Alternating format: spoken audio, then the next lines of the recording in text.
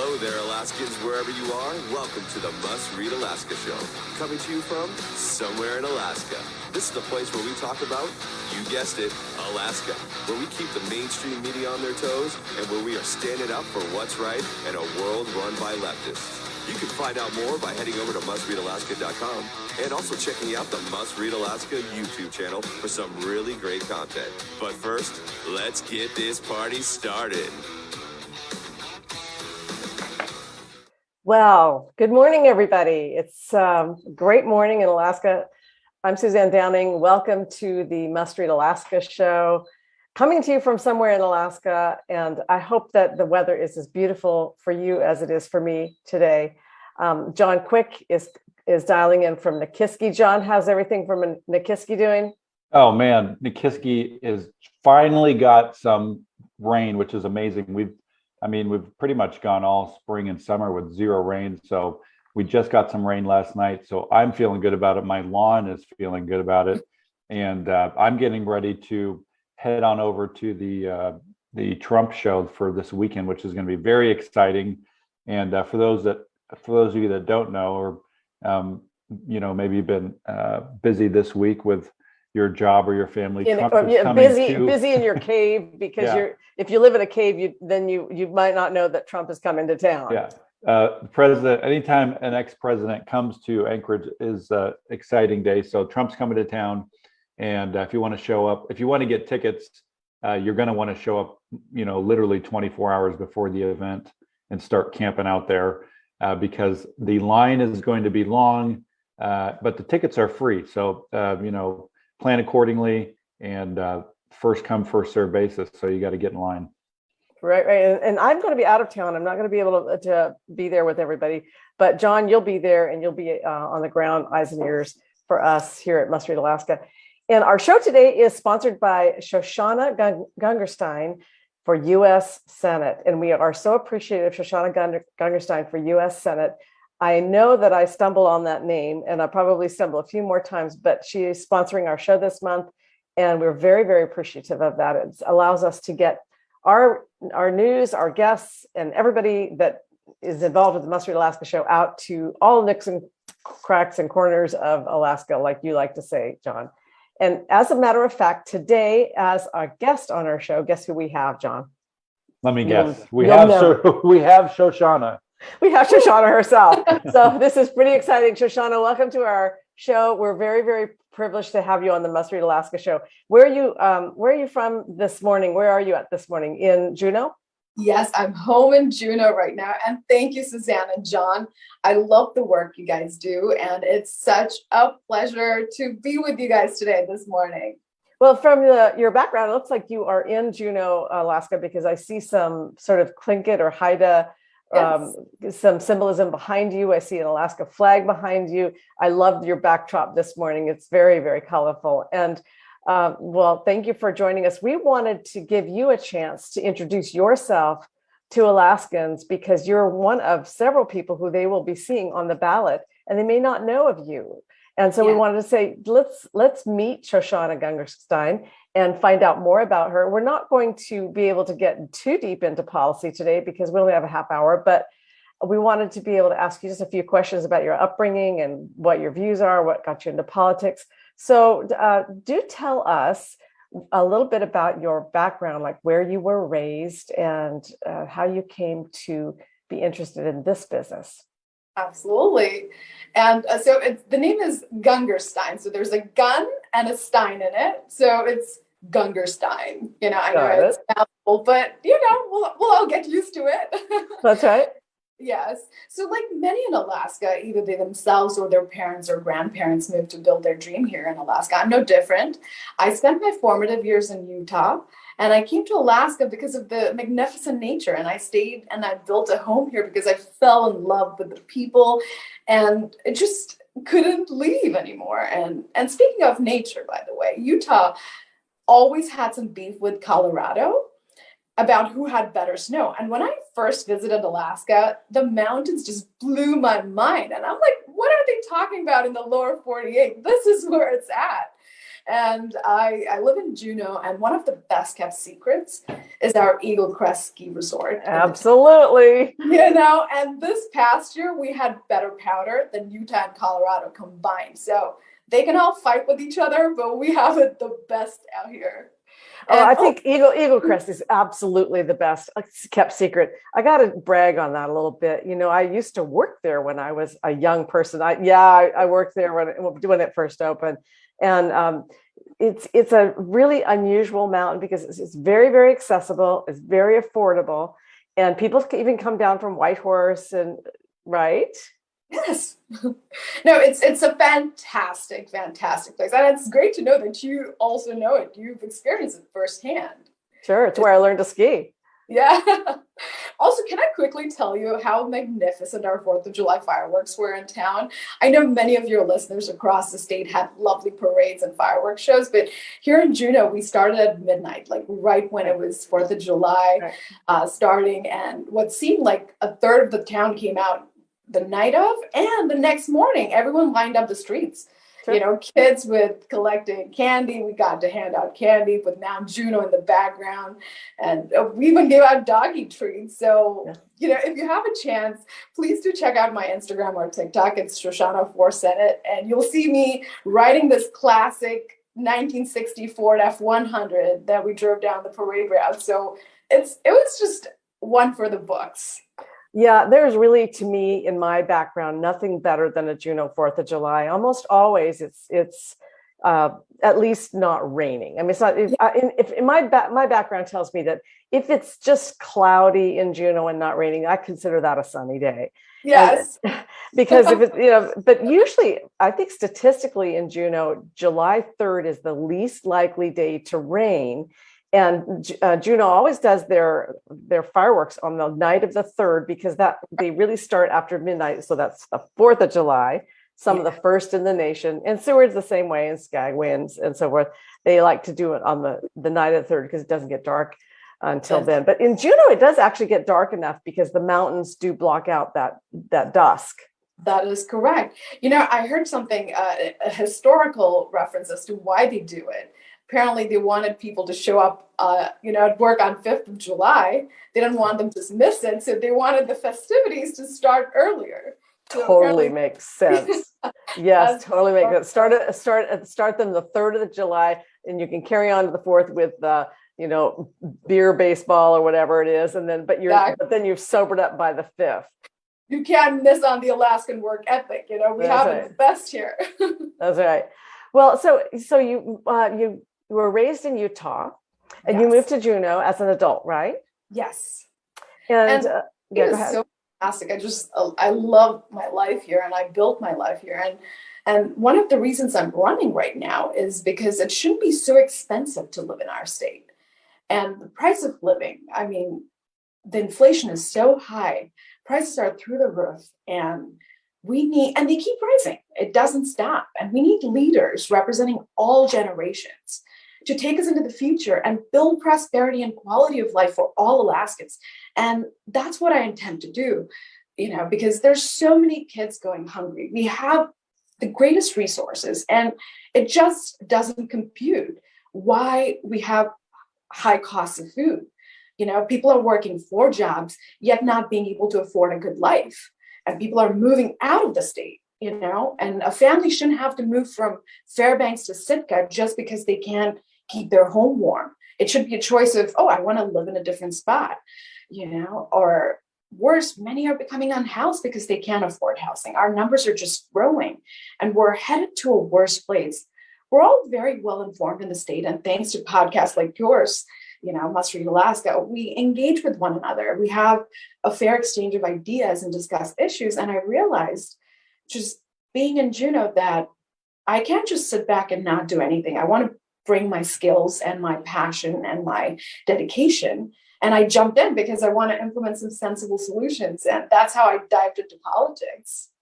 Have you been involved in politics before? Is this your first foray? Okay, so you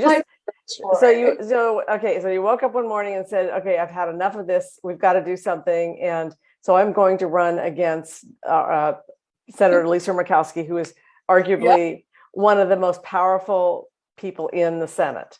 Yes, it was basically that. I mean, I've always been an active discusser of politics. I was very passionate. I did student body in law school, and but I never dived into politics. But this felt like the right time. I couldn't sit back any longer, and just this was the time, and I can do something. And why shouldn't I? Right? Exactly. And so go ahead, John. So you kind of made that choice. You dove in. Yeah. Give us a thought process of not going with the Republicans or the Democrats. I think you are under nonpartisan. Absolutely. Let the folks know that are listening why you chose that and kind of what that means to you. While I do lean conservative on many issues, and nothing against the parties per se, but we are a divided country right now. And I truly believe that as a state and as a country, to accomplish the most, we have to be unified. And I want to be that independent and nonpartisan senator for Alaska that really unifies. And I want to follow Senator Ted Stevens' mantra. I'm going to rephrase it because there are some choice words in there for our younger audience. I'm going to rephrase it. Forget politics. Let's just do what's right for Alaskans. That's basically it. We can achieve a lot by being independent and nonpartisan. And many fellow Alaskans that I speak to echo these sentiments. And, it just felt right. For people So has it been tough to try to, when somebody chooses a party, they kind of get some automatic invites to different, Republican district meetings and those kinds of things to come speak at.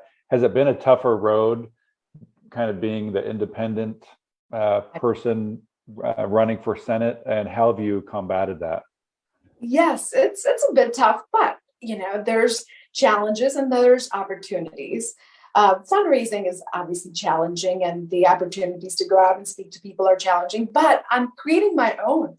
I'm finding my tribe, so to say, just listening to people, holding a lot more, listening sessions and understanding what the issues are in different constituencies. And I've not been able to travel a lot around the state, financially speaking, because it's been very expensive. However, I've been engaging as much as I can, and it's been phenomenal, the opportunities we can have as an independent, and our state really affords it for individuals like myself to have a voice and share our voice and also listen to others and represent them. It's really interesting to hear you say that, because we have 260,000 people in our state who are not with voters who are not registered with the Democrats and Republicans, but who are actually with the U's, the undeclareds. In other words, those are the group of people that says, I know what I think and I have an opinion, but it's none of your business. And then we have another 70,000 or so that are nonpartisans who are typically, that typically is actually a more liberal designation. A lot of those people work for the government, and when they go to register, they say, we're supposed to be nonpartisan. So I think I'll mark nonpartisan. But in your case, you just said you marked nonpartisan because you just feel like we need to come more together, but you lean more conservative. I do. And I think that's also the state, right? I'm reflective of the people around me, and this is what I truly believe in. And my values lean conservative, and this is who I am. I just happen to not box myself in any individual labels, and not for any, trying to appear a certain way, but this is who I am. And so let's talk a little bit about, for those of you who are just joining us on Facebook, this is Shoshana Gungurstein, and she is running for U.S. Senate. There are about 19 people on the ballot, Shoshana, I believe, running for U.S. Senate, and some of them are Libertarian, some Republican, some Democrat. You are nonpartisan, and you are from Juneau. You're trying to get your name out statewide. You'd like to be able to reach people through this podcast, that when you're not able to travel as much as a nonpartisan, it's harder to raise money. And so this is allowing you to reach people in Fairbanks and Kaktovik and Nome and wherever else our podcast reaches, which is a lot of places, John, right? Yeah, we reach a lot of folks with this podcast. Yeah, in fact, you were just telling me that we even reach people in Ireland and Spain, which is Woo! amazing. Hello, Ireland. Hello, Spain. Yeah, we're big in the UK for some reason. For some reason, I yeah. love it. You guys are doing such a great job, by the way. Please support Must Read Alaska, everyone who's listening. You know, John and Suzanne, you guys are phenomenal, by the way. Thank you. And so tell us about some of the, one or two of the accomplishments in your life that you're especially proud of, or that people wouldn't think of, perhaps. Okay. For one, I've been thinking, part of the process of campaigning, you try to think about the future, right? Because this is in the moment, but you're thinking in the future. And I've been thinking a lot about the accomplishments I will be doing for the state in the future as probably the ones I will be the most proud of in my life, bringing a solution, to our economic instability, to our mental illness crises, our drug usage pandemic, our children's education issues, voting reform, reopening our oil fields, transitioning to renewable technologies, making Alaska the Silicon Valley of renewable energy industry, upholding high environmental stewardship standards. These are all very important to me. And when I look back on the accomplishments that I have, advancing a number of clean tech and renewable energy projects and technologies around the world, bringing jobs, energy, and clean water to areas that needed it the most, I'm very proud of the work that I've done in those areas. And we as a state, we have such great renewable resources than anywhere else on earth. And, viewers in Ireland and listeners in Ireland and Spain, I want you guys to know we are exceptional, a great state with the best resources. And it's time that we really lean into that. I fully support our oil and gas industry because we do it ethically and cleaner here. I condemn the Biden administration for locking up our oil reserves. And at the same time, we need to get about $200 to $300 million more that Alaska needs to grow our renewable energy industry.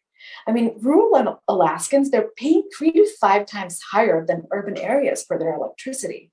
And with the diesel prices, it seems that the prices will go up even further.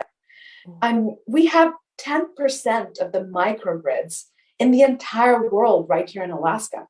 And we need to build a sustainable energy project future across Alaska. And we can export our technologies that we're developing to other places around the world. We have to diversify our economy to keep our high standards of living here. And these are my current accomplishments and the future ones. I'm just thinking about the future. And I really enjoy working and bringing great projects to fruition. And so tell me, what do you do for your day job when you're not running for Senate? So prior to now, I'm completely focused on the campaign, and this will be my day job, hopefully, going forward. And prior to this, I worked in renewable energy industry, and I also worked in finance, and I also taught, a little bit in healthcare, strategic planning, and legal ethics. And also I worked a little in film. So I'm kind of very Alaskan even before I got here because we do different things. We're all rounders. You could work in the morning on the docks and just go out and be a musician in the afternoon. That's right. So always had those ethos. And when I started living here, and just, I'm like, I've always been this person, and I just found my people, policies of the state really resonate with me. And I just really love a lot about our state. Yeah, it's so true what you say is that when you're in Alaska, and John knows this quite well because he lives in the Nikiski, practically off the grid, but you really just have to patch it together to make it work. And a lot of times when you live in Alaska, you may not be working up to your full potential in a career like maybe you would if you went to Manhattan or you went to Santa Monica or someplace where you could sort of just achieve and become the top in your career because there's so much opportunity. But on the other hand, it's the trade we make because we want to live in the place we want to live. And so we just find ways to make it work. And sometimes, like you said, it makes like your work on the docks in the mornings, maybe you drive a tour bus in the afternoons, and maybe you're playing banjo in the evenings at the bar.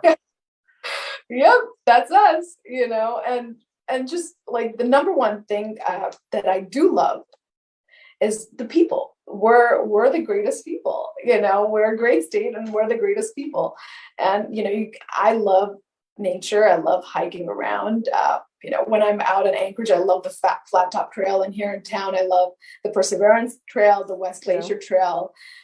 We have the most amazing nature in the world, and we get to live and thrive and be the people that we were meant to be, living our best lives. And it also brings out our grit and our willingness to be open-minded about issues and come together as a community to solve them.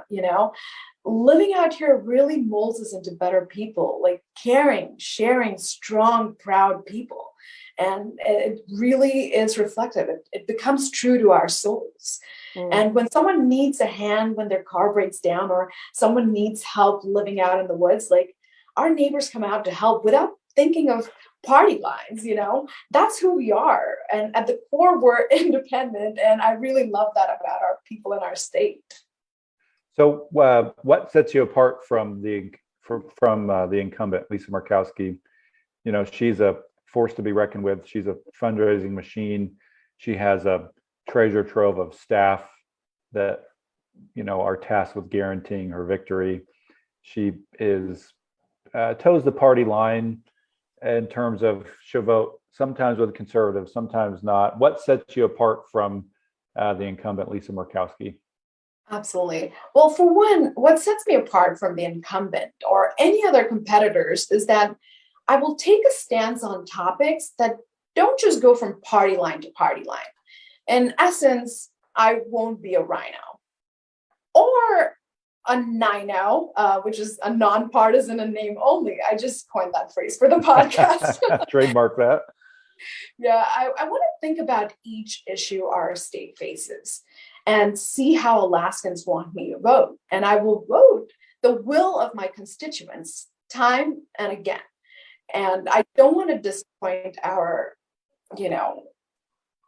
constituents, our people, because when they put someone in power, we expect our needs and our desires to be met. And I feel that is constitutional. And that is a government for the people and by the people. I'm focused on making our state recession-proof, making DC pro-Alaska, and working on unifying our great Alaskan community and build our state into the greatest state of the union. I mean, we're the crown jewel, and we truly are. And I want to do that in record time that the rest of the country recognizes it. That's what sets me apart from them. So do you think... Yeah, go ahead, John.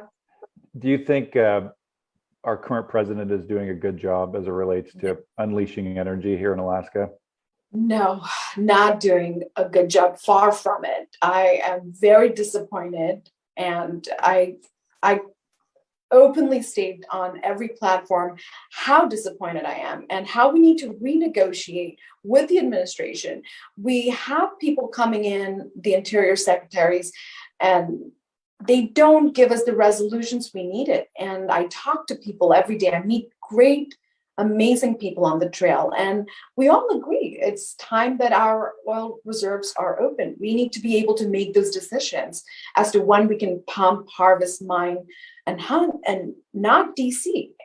And our administration has been essentially tying our hands behind our back and not letting us go forward.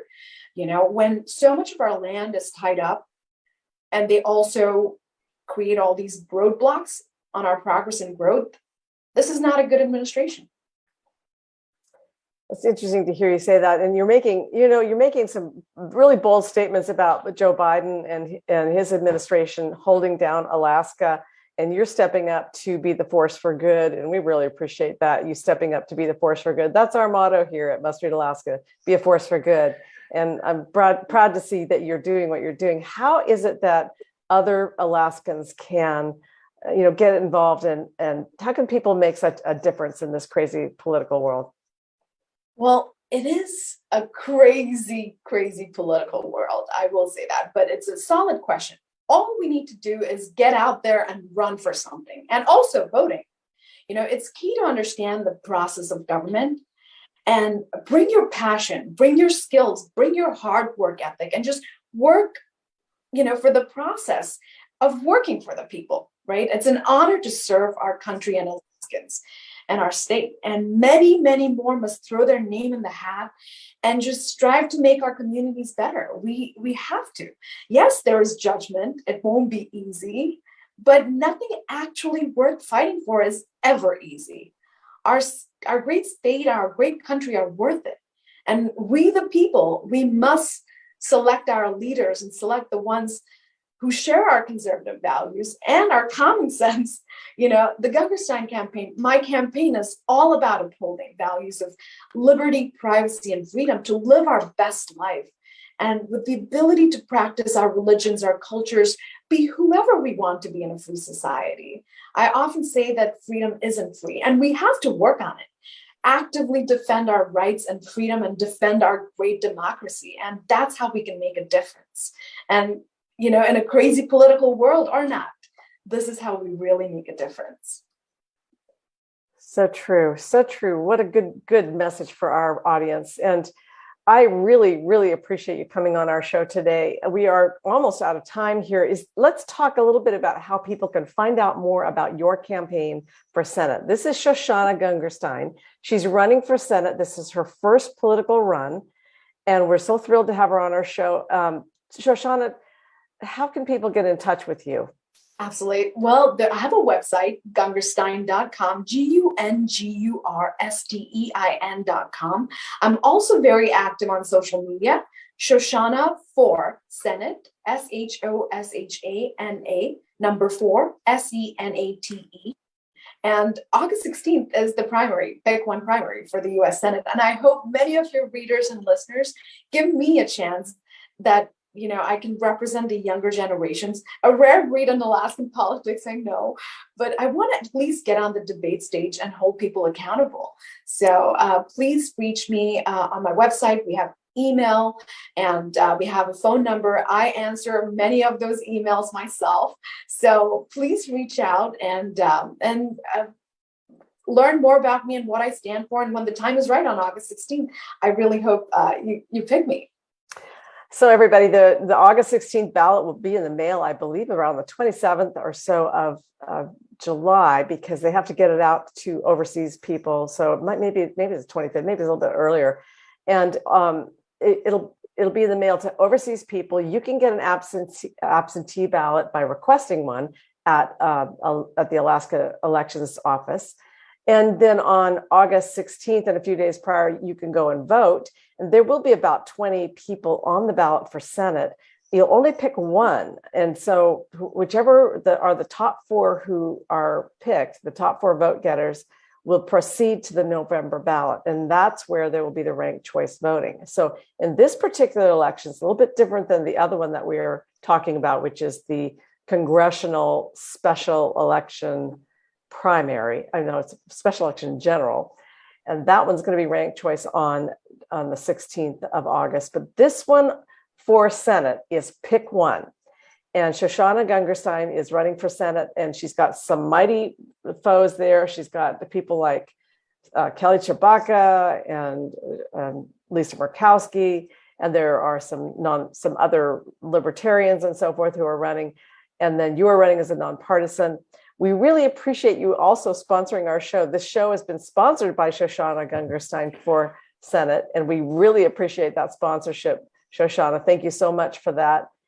And John, is there anything else we need to do before we sign off? Because we've got to keep the lights on here in Must Read Alaska. Nope, just want to remind people you can go to the App Store on the Google Play or your iTunes App Store and download our app, Must Read Alaska app. Just type in Must Read Alaska. It's a free app. We've spent lots of time and money and effort into developing it. It's free for anybody. So go enjoy it, download it to your phone. And if you'd like it, give us a 5-star review. And if you'd like this podcast, make sure to give us a review as well. That helps us reach more people organically. And tomorrow I will have City Council member Richard Best on, which will be awesome. He's going to talk all about the stuff that went on in Palmer with the recall. With the recall. So he's got all kind of the behind the scenes stuff with the recall effort, which I'm sure everybody is dying to find out. It was quite the mess. It was like a daytime drama TV show that unfolded right before our eyes. So tune in tomorrow to hear more about that. It was amazing.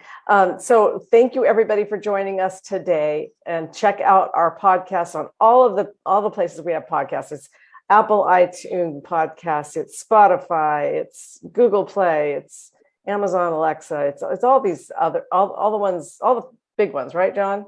Yep. And thank you for making that possible, John. You're the best on this. And until next week, I'm signing off from somewhere in Alaska, and make sure to tune in to John tomorrow. So goodbye, everybody. Bye. Thank you. Thank you.